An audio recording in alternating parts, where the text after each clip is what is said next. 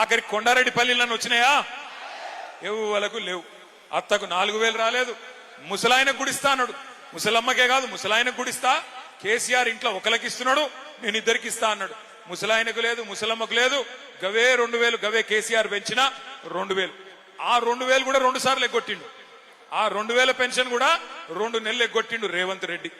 అట్లాగే కోడలి పిల్లలకు చెప్పినాడు, మహాలక్ష్మి పథకం కింద మీరు 18 ఏళ్ల నిండిన ఆడబిడ్డలందరికీ డిసెంబర్ నెల నుంచే 100 రోజులు నిండంగానే నెలకు 2,500 మీకు ఇచ్చేస్తా అని చెప్పినాడు. అందుకే ఇవాళ మేము ఒక పని చేసినాం. ఏం చేసినామంటే, వీళ్ళు కాంగ్రెస్ వాళ్ళు ఎలక్షన్లకు ముందు గ్యారంటీ కార్డులు మంచిని యాదికుందా, ఇది మా గ్యారంటీ అని. అందుకే ఇవాళ అచ్చంపేటలో మీ అందరికీ నేను కాంగ్రెస్ ఓలోలకు ఎంతెంత బాకీ పడ్డదో కాంగ్రెస్ బాకీ కార్డు ఇంటింటికి పంచబోతా ఉన్నాం.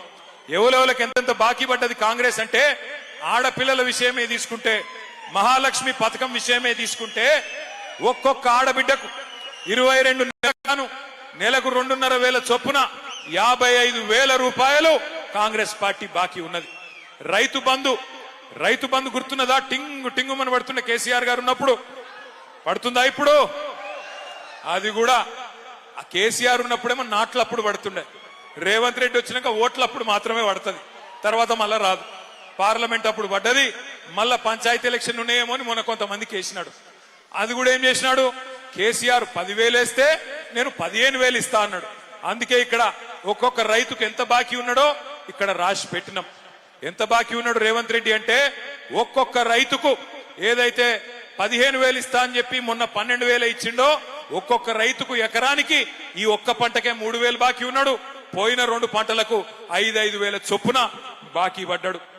అట్లాగే మీరు రేవంత్ రెడ్డి ప్రభుత్వం రాకముందు పెద్ద పెద్ద మాటలు చెప్పినాడు.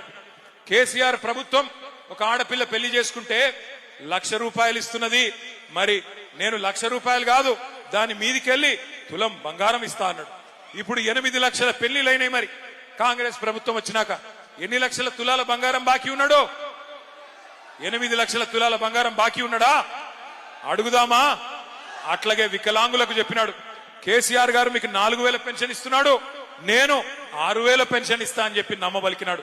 ఒక్కొక్క దివ్యాంగుడికి ఈ ప్రభుత్వం 22 నెలలకు గాను 44,000 రూపాయలు బాకీ ఉన్న విషయం మీ అందరికీ ఈ బాకీ కార్డు ద్వారా నేను గుర్తు చేస్తా ఉన్నా. ఈ బాకీ కార్డు రేపు గ్రామానికి పోవాలి, గడప గడపకు పోవాలి, మనిషికి పోవాలి. ఈ బాకీ కార్డే మీకు బ్రహ్మాస్త్రం అవుతుంది. ఈ బాకీ కార్డే ఇంటింటికి మనం పంచుదాం. కాంగ్రెస్ వాళ్ళు వస్తారు ఓట్లు అడగనికి వచ్చినప్పుడు కాంగ్రెస్ వాళ్ళకు మరి వాళ్ళు ఎలక్షన్లు ఇప్పుడు బాగా సంపాదిస్తున్నారు. రేవంత్ రెడ్డి గారు వాళ్ళ అన్నదమ్ములు రియల్ ఎస్టేట్ లో కుమ్మేస్తున్నారు, 100,000 కోట్ల రూపాయలు సంపాదిస్తున్నారు. సహజంగానే ఓటుకు 5,000 ఇచ్చినా ఇస్తారు. కాబట్టి మీరు కూడా ఏం చేయండి అంటే, ఓటుకు 5,000 ఇచ్చినా తీసుకోండి, ఏం తప్పులేదు. కానీ బాకీ కార్డు ముంగట పెట్టండి. కొడుక 5,000 ఇచ్చినావు, మరి మిగతా 50,000 ఎప్పుడు ఇస్తావు అని అడగాల. కొడుక 2,000 ఇచ్చినావు, మరి మిగతా 53,000 ఎప్పుడు ఇస్తావు, ఏం సంగతి అని అడగాల. మా ఆడబిడ్డల దగ్గరకు వస్తే మరి 55,000 ఎప్పుడు ఇస్తావన్నా అని అడగాలి. తులం బంగారం ఎప్పుడు ఇస్తావన్నా అని అడగాలి. కొత్త పథకాలు వస్తాయనుకున్నారు. మీ అచ్చంపేట వాళ్ళు ఏమనుకున్నారో కూడా నాకు తెలుసు. మీరేమనుకున్నారంటే, అచ్చంపేట వాళ్ళు మా ఎమ్మెల్యే ఓడిపోతాడు కానీ కేసీఆర్ గెలుస్తాడు కదా అనుకున్నారు. అంతే అనుకున్నారా? అంతేనా? ఒకసారి అంతే అనుకున్నారు, చేయలేవటండి. అందరూ అంతే అనుకున్నారా? అంటే పోతే మా ఎమ్మెల్యే పోతాడు కానీ కేసీఆర్ అయితే ముఖ్యమంత్రిగా ఉంటాడు అనుకున్నారు. అట్లాగే పక్క కొల్లాపూర్ వాళ్ళు అట్లే అనుకున్నారు, యువత వాళ్ళు కూడా అట్లే అనుకున్నారు. అందుకే ఓడిపోయినాం మనం. ఎక్కడో వాళ్ళు అక్కడ అట్లే అనుకొని మీరు మోసపోయి ఇలా గోసపడతా ఉన్నారు. చిలుకకు చెప్పిండు కేసీఆర్ గారు, ఇదే అచ్చంపేటలో చెప్పినాడు. ఏం చెప్పినాడు? మోసపోతే గోసపడతారని చెప్పినారు. మరి ఇప్పుడు చూస్తున్నారు కదా, యూరియా బస్తాల కోసం లైన్లు కట్టే దిక్కుమాలిన రోజులు వచ్చినాయి. కేసీఆర్ ఉన్నప్పుడు ఉండేనా ఈ పరిస్థితి? యూరియా కోసం యుద్ధాలు చేసే పరిస్థితి ఉండేనా? ఇలా పొద్దున పోతే ఎప్పుడొస్తుందో యూరియా బస్తా తెలియదు, ఎప్పుడు మళ్ళా ఇంటికి వస్తాడో మనిషి తెలియదు. కొంతమంది లైన్లలో నిలబడి చక్కెర వచ్చి పడిపోతున్నారు. కొంతమంది అక్కడనే చచ్చిపోయిన వాళ్ళు ఉన్నారు. మొన్న ఒక గిరిజన మహిళ మిర్యాలగూడ నియోజకవర్గంలో ఆ తోకిసలాటలో అక్కడనే పడి చచ్చిపోయిన పరిస్థితి ఒక గిరిజన రైతు. ఇటువంటి పరిస్థితి కేసీఆర్ ఉన్నప్పుడు ఉండేనా? ఎన్నడన్నా రైతుకు ఇబ్బంది కలిగిందా కేసీఆర్ గారు ఉన్నప్పుడు? ఇవాళ ఆలోచించమని కోరుతా ఉన్నా. ఆల్మట్టి ఎత్తు పెంచుతుంటే మాట్లాడాడు, యూరియా ఇయ్యడు, రైతు బంద్ అయ్యాడు, బోనస్ ఇచ్చిండా? బోనస్ బోగస్ అయ్యింది. రైతును ఇవాళ అరిగోస పెడుతున్నాడు రేవంత్ రెడ్డి గారు. మన ప్రభుత్వం ఉన్నప్పుడు మనం ఇక్కడ ఉండే కల్వకుర్తి లిఫ్ట్ ఇరిగేషన్ ను వేగంగా పూర్తి చేసినాం. పూర్తి చేసి 4 లక్షల ఎకరాలకు నీళ్లు తీసుకొచ్చి అచ్చంపేటలో కూడా 90,000 ఎకరాలకు నీళ్లు ఇచ్చిన ఘనత కేసీఆర్ గారి ప్రభుత్వానికి.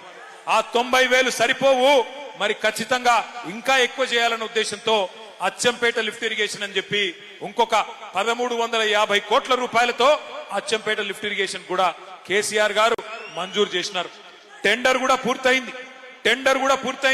ఈ 2 ఏళ్లలో రేవంత్ రెడ్డికి నిజంగానే నల్లమల బిడ్డ అయితే, అచ్చంపేట గడ్డ మీద పుట్టిన కొండారెడ్డి పల్లిలో పుట్టిన బిడ్డ అయితే ఈ 2 ఏళ్లు సరిపోలేదా పూర్తి చేసేందుకు? పూర్తి చేయలేదు.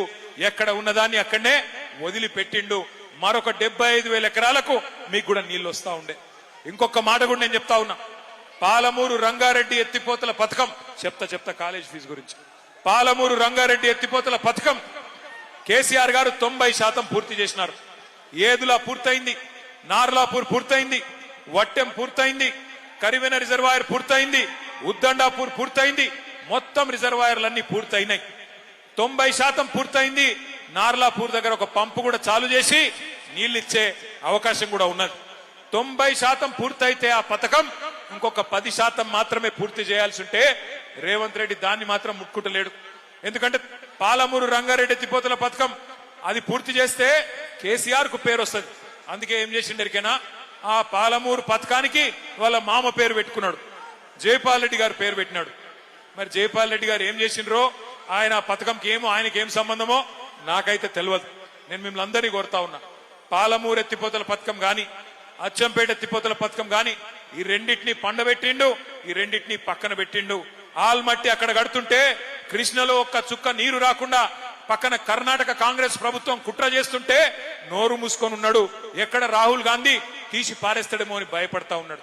కానీ తెల్లారు లేస్తే ఒకటే పని రేవంత్ రెడ్డి గారికి, కేసీఆర్ గారి జపం మాత్రం చేస్తున్నాడు. రోజు తెల్లారు లేస్తే కేసీఆర్ తిట్టుడు, కేసీఆర్ ను రోజు మన్నువోసుడు, కేసీఆర్ గారి మీద రోజు తిట్లు శాపనార్థాలు తప్ప ఇంకొక మంచి మాట మాత్రం ఆయన నోట్లోంచి రాదు. ఒకసారి ఆలోచించండి. మనం కూడా చాలా మంది ముఖ్యమంత్రులను చూసినాం. ఎన్టీ రామారావు గారిని చూసినాం, తర్వాత చంద్రబాబు నాయుడు గారిని చూసినాం, తర్వాత రాజశేఖర రెడ్డి గారిని చూసినాం, తర్వాత రోషయ్య గారిని చూసినాం, కిరణ్ కుమార్ రెడ్డి గారిని చూసినాం, ఆ తర్వాత కేసీఆర్ గారిని చూసినాం, ఇప్పుడు రేవంత్ రెడ్డి గారిని చూస్తా ఉన్నాం. ఎవరన్నా ముఖ్యమంత్రి ఆ పదవిలో కూర్చున్న పెద్ద ఆయన ఎన్నడన్నా రేవంత్ రెడ్డి మాట్లాడినంత హీనంగా, రేవంత్ రెడ్డి మాట్లాడినంత దరిద్రంగా ఎవరన్నా ముఖ్యమంత్రి మాట్లాడిండా? ఒక్కసారి ఆలోచన చేయండి. ఎంత గలీజు మాటలు మాట్లాడతాడు ఆయన. నీ గుడ్లు వీకి గోటీలు ఆడతా అంటాడు, నీ మెడల పేగులు తీసుకొని నీ పేగులు తీసుకొని మెడలు వేసుకుంటా అంటాడు. పేగులు తీసుకునేది బోటి కొట్టాడు ఆయన. నాకు అర్థం కాదు, పేగులు తీసి మెడలు వేసుకుంటా, ఇటువంటి మాటలు. ఇంకా గలీజ్ ఏంటంటే, ఇప్పుడు ఇక్కడ అచ్చంపేట జనగర్జనలో ఒక 15-20 వేల మంది ఉన్నారు. మీరు ఇక్కడ ఎవరన్నొక్కలు అప్పు లేని వాళ్ళు ఎవరు ఉన్నారా? బాకీ లేని వాళ్ళు ఎవరు ఉన్నారా? ఉంటే బాకీ ఉన్నోళ్ళు చేయి కింద పెట్టండి. బాకీ లేని వాళ్ళు ఎవరైనా ఉంటే, ఒక మర్రి జనార్దన్ రెడ్డికి లేకపోవచ్చు కానీ ఉందా నీకేమన్నా? ఆయన ఒక్కరికి లేదంటే కానీ మిగతా వాళ్ళకి అందరికి బాకీ ఉన్నది. ఇప్పుడు మనిషి అనేటోనికి బాకీ ఉంటది, మర్రికి కూడా ఉంటది. చెప్తలేడు కొద్ది సిగ్గుపడుతుంది కానీ అదాని